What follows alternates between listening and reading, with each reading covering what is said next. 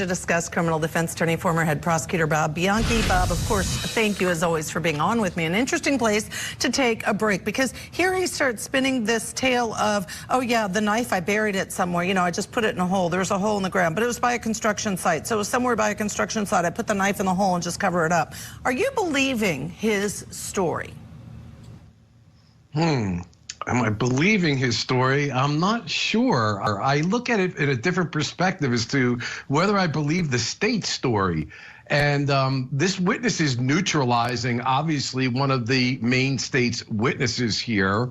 And I think when the government, and we've talked about this before, whenever I've used a co-defendant who is testifying by way of a plea agreement in which he got a significantly reduced sentence, and he's the actual person that committed the murder in order to go after a co-defendant who was allowed to plead guilty without having to inculpate themselves, this is a very sloppy place for the prosecutor to be tactically, Judge.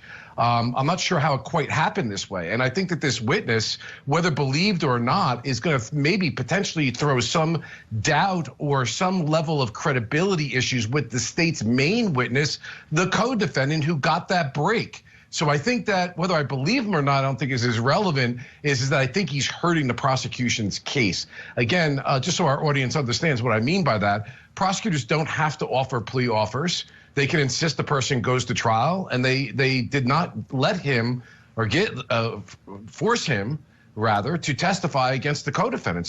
They left themselves a big hole in the chessboard here. And the way he's testifying, to your point, whether you believe him or not, he's doing it in a way to indicate there was no plan, there was no order to what happened, which means, if believed, there was no conspiracy between him and the defendant, which I think is part of his main point, the reason why the defense is calling him and not the prosecution. Bob, stand by. That break is over, so we're going to get back into court to hear more testimony. Attorney, former head prosecutor, still with us, Bob Bianchi. Bob, this direct examination to me feels a little tedious, teeth-pulling. Your thoughts?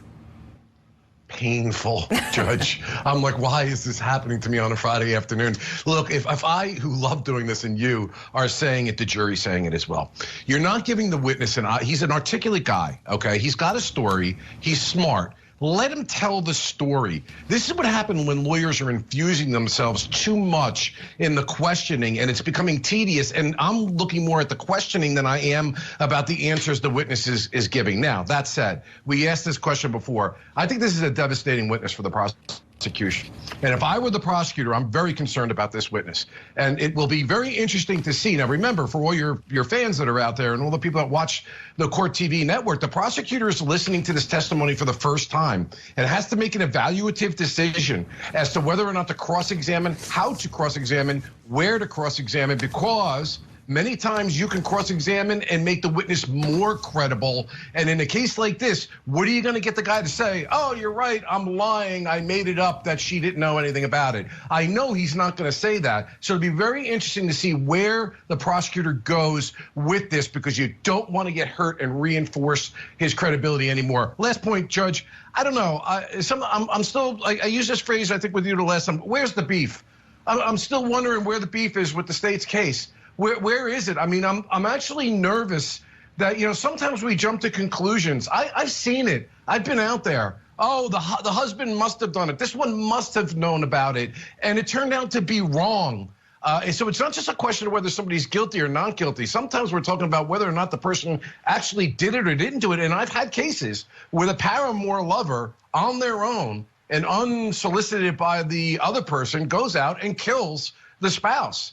I mean, maybe I missed something. I'm not covering it like you are and like Court TV is, but I haven't heard anything that's compelled me yet. And this is putting the prosecution even further behind the 8 ball. I have seen cases like that as well, where the person who's married is not at all involved in it. And I just have to comment, I know we're out of time, but Bob, watching her facial expressions does concern me for her, because I feel like watching her, she's trying to pretend like she's confused and puzzled. So I don't know. All right, we have to go. Thank you so much. Michael Ayala joining me next for more.